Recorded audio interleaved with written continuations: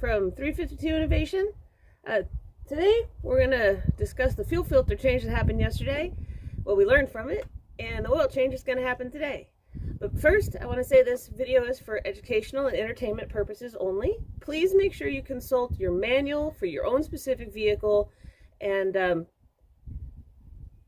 take it from there. You don't want to make any mistakes based on just one video. I'm a mechanical engineer. My specialty is large diesel engines, specifically locomotive diesel engines and emergency backup power diesel gensets, turbochargers, and hydrogen combustion engines. So 352 Innovation is excited to bring some of these fun videos to help inspire other young ladies who want to wrench and or become engineers. So here we go. Safety first.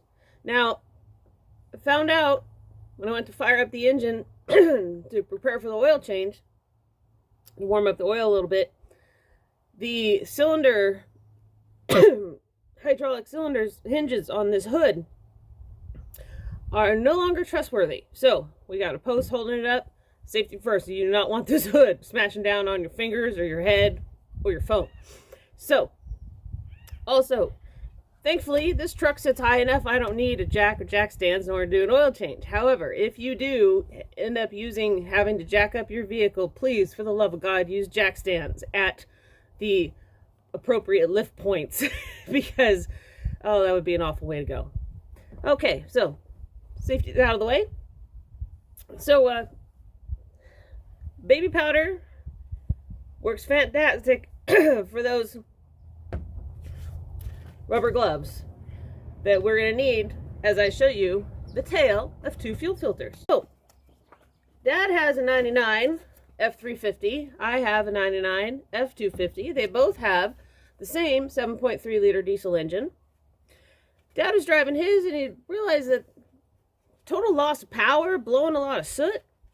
So he looked it up. It said fuel filter, and so we went and changed his fuel filter yesterday. Now, typically the manual says around 10,000-15,000 miles to change the fuel filter. And it's important to note that the diesels have that fuel water separator. And it's usually part of the same housing that the fuel filter is in. And so we went and pulled it out. Dad had only had 5,000 miles on his fuel filter. What could possibly cause the fuel filter to drop fuel pressure? Well, it also had 7 years.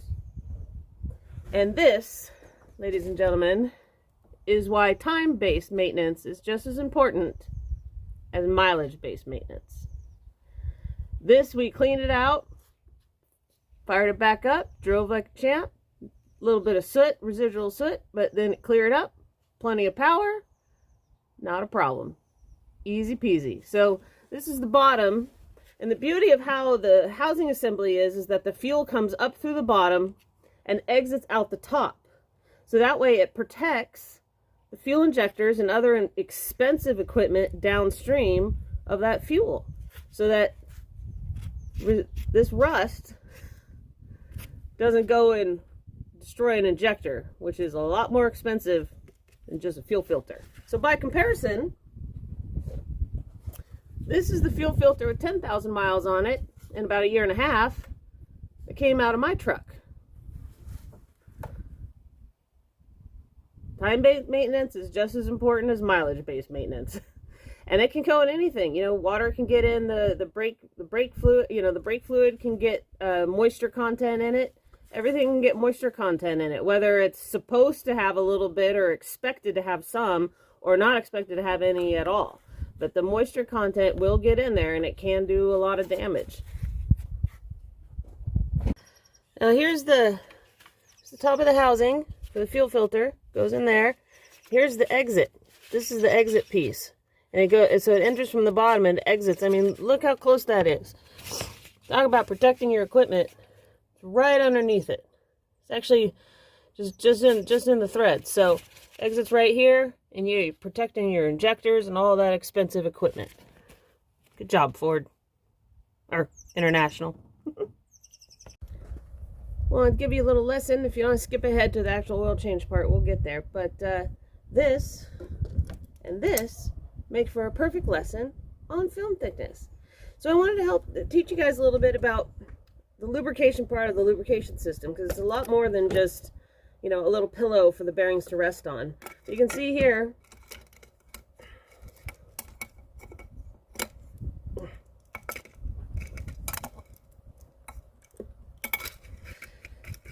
so you tighten it, right?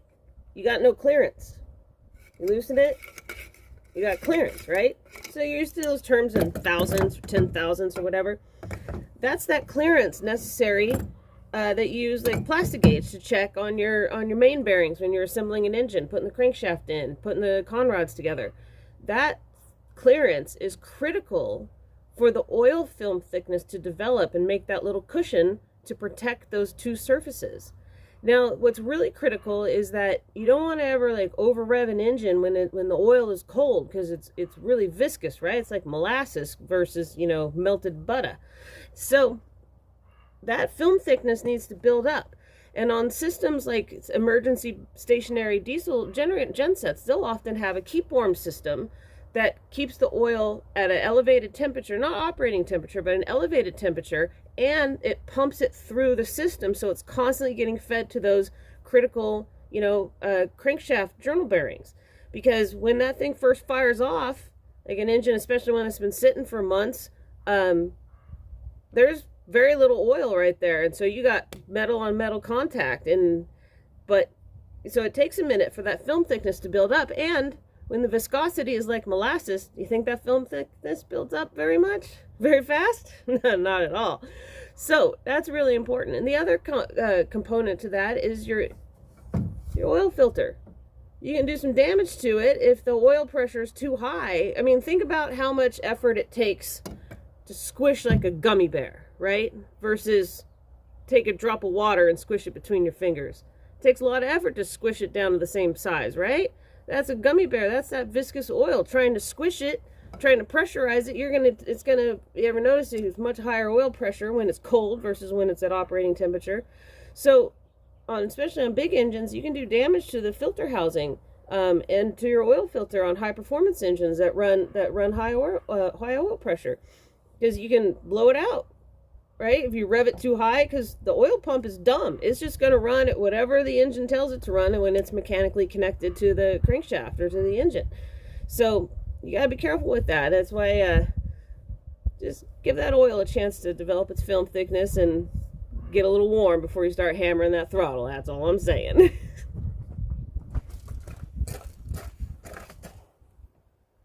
The lubrication system that's really critical is that when you have a hydrocarbon-based fuel, like diesel, that oil has to not only collect the little material that sloughs off of those bearing surfaces, that material, it also has to collect the hydrocarbons and the soot and the garbage from the combustion process. And it has to hold all that, carry it back through the filter, let the filter hang on to it, and then continue to perform that lubrication. And it's very critical. So that's why it's really important to keep your filter changed periodically, because you can only hold so much garbage before that garbage is now between your two critical bearing surfaces. So there's your little lesson for the lubrication system and why it's important today. And we'll get on with the show. So it's always handy to have your tools out first, right? You get your filter. Never forget to lube that. Something I learned from motorcycle racing. Some people learned it the hard way. I just learned in their aftermath. Be very careful when removing the oil filter, because sometimes this O-ring will get stuck on the engine itself. I saw this happen on motorcycles, not so much cars. But then you put on your new filter and you don't realize you have a double gasket until you get on throttle at the racetrack and spray oil everywhere, and the rest of us fall down behind you. So always be very careful of that double gasket issue. Make sure that gasket comes off regardless of what engine you have. So for this particular engine, easy peasy, 3/4 inch wrench to drain the drain plug on the bottom, and got my handy dandy oil filter turner. So here we go. All right, we're into the truck. It's Krystyna here in 352 Innovation. I want to make sure that our drain pan is not only the correct size, 15 quarts in this case.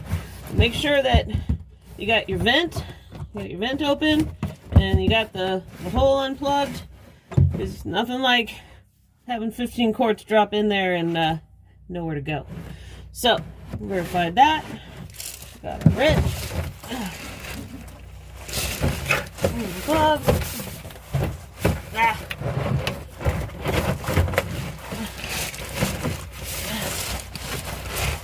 Sometimes you gotta make do with working in the gravel driveway.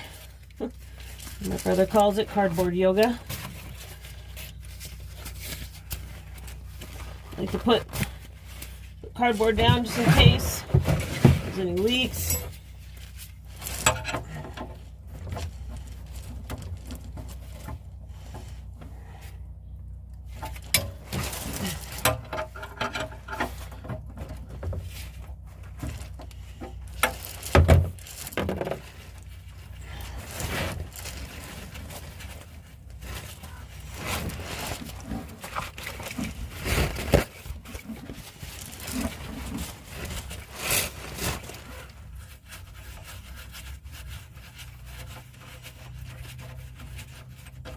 Watch that copper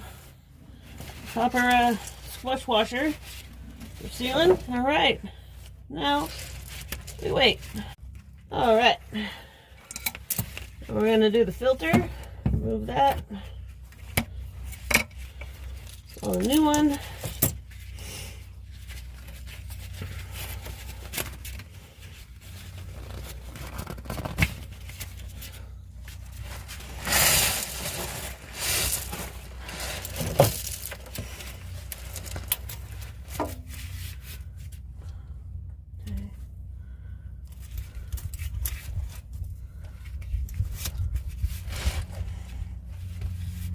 You guys can see.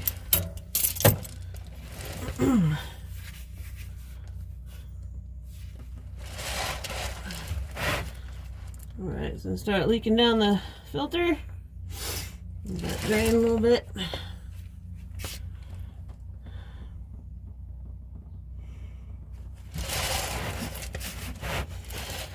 And up top, it's a good idea to open the oil fill location to allow the ventilation so you don't have any pressure buildup. You know, where you pour the oil in up top, open that up so it flows a little easier.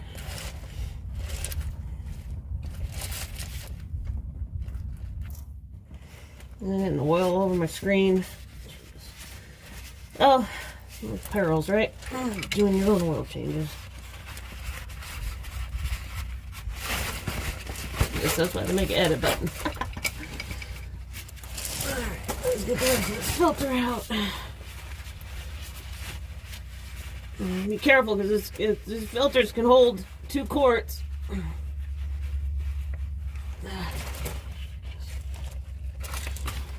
There's a lot of oil to dump all over yourself. If you're not careful.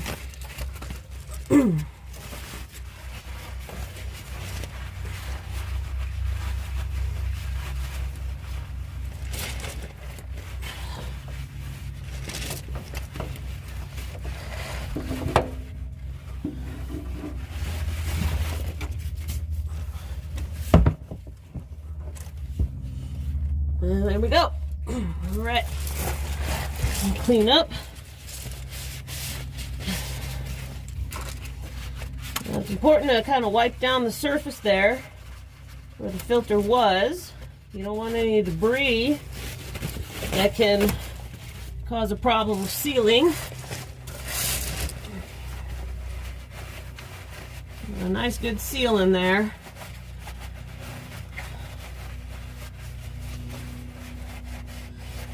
Because even though it's not technically, you know, high pressure, but, you know, 50, 60 pounds or so of oil pressure will make a big old mess when it goes through a tiny little surface gap.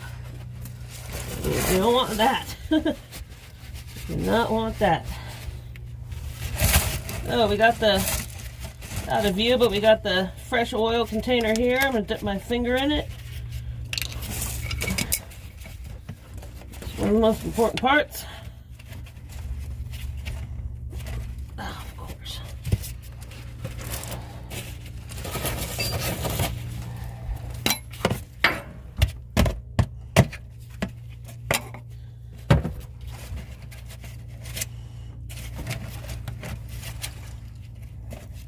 I'm going to take and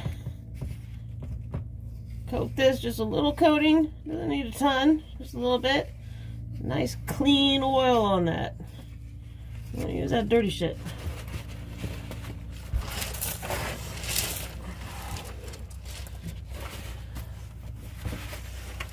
Put this down one more time. Nice clean mating surface between the gasket. Make sure there's no gasket left behind, like I mentioned earlier.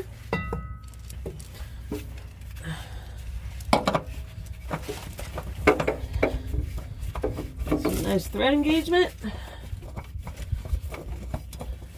And away we go.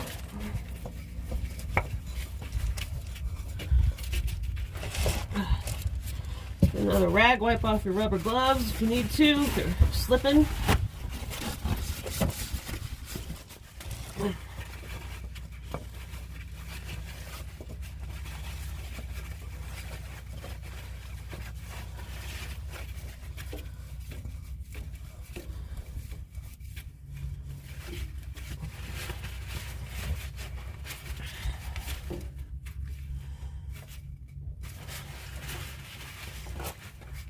You can't really get torque specs on oil filters, but you want to kind of snug them up and then take it just a touch more. You don't need to make them super tight because the heat will expand and allow it to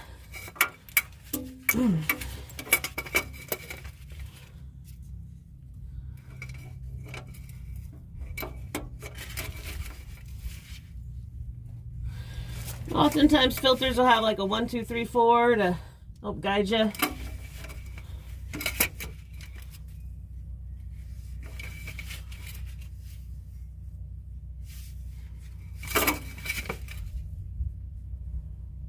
There we go. All right, new oil filter is on. Now we're going to wipe down the drain plug, put that back on.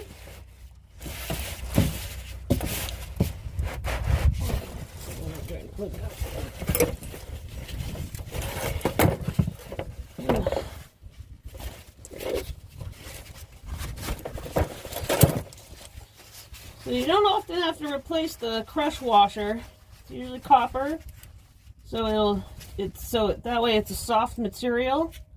It'll deform easy and make a nice sealing surface. Just make sure you wipe it down real good, and stick that baby back in there. There's usually torque specs on this. Well, I have it written down somewhere. I'm not going to say. I'm going to look it up first before I tell you guys. But it's not a heavy torque spec. You don't need a lot of torque on these babies, specifically because of that washer.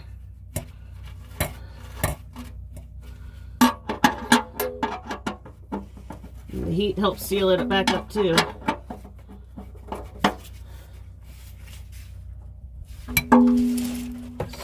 All right, always wipe it down real nice, both the filter and where the drain plug were. It makes it easier to spot leaks. And there we go. All right, now comes the easy but tedious part, putting the oil back in the engine. So sit back, relax, and we'll check back in a few minutes. 15 quarts takes a little while.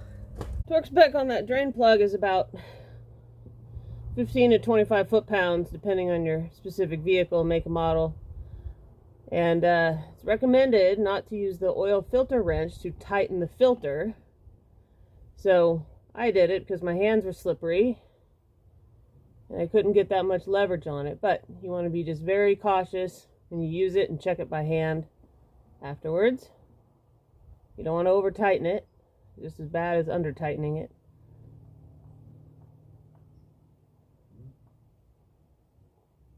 There we go, it's 2 gallons so far. Well, do the math, 4 quarts to a gallon. 8 quarts out of the 15. Okay, so we've stopped at about 3/4 of a quart left.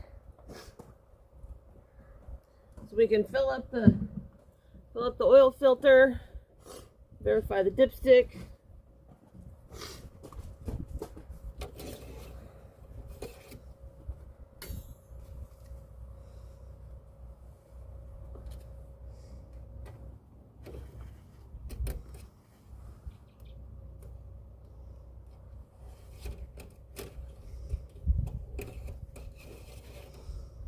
Sometimes being shorter than your truck is kind of a problem, but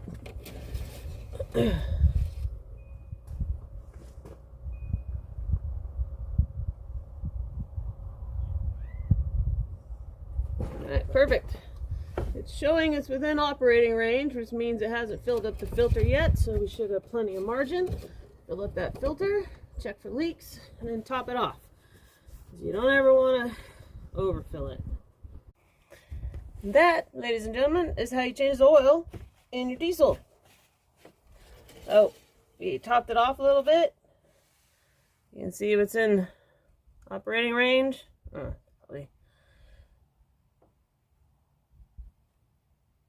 Anyway, you can just kind of see the foam. So we're within operating range. I like to kind of leave it sort of in the middle so that you have margin in the event of anything happens. And take out our funnel, put our cap back on. I just fired it up to check for leaks before I topped it off. So I wanted to fill up the filter. No leaks, but I'll take you underneath as we fire it up again for the second time. And we're good to go. So there you go. And ladies, that's how you earn your wrench tips.